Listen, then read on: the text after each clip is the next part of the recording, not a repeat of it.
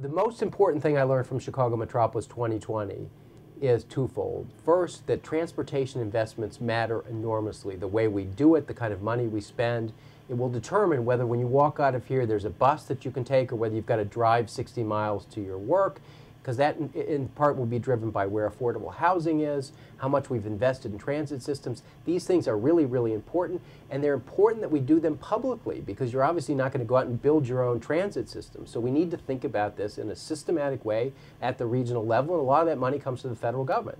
Now, I also learned that the way we do that at the federal level right now is very poor, in the sense that there's relatively little planning. We don't have transportation goals against which we can measure these projects. So how does a bridge to nowhere get built?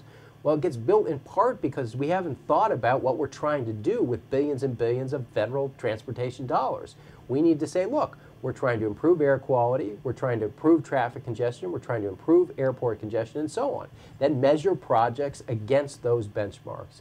At the same time, we absolutely have to crack down or eliminate earmarks. Earmarks are when Congressman X comes in and says, gee, that's a terrific process for spending money, but that's not how we're going to do it. I've been on this committee for 29 years. I'm the senior person. We're going to send $219 million to my state or to my hometown. Why? Not because it makes a whole lot of sense, not because it's been measured against the benchmarks I talked about, but because I can.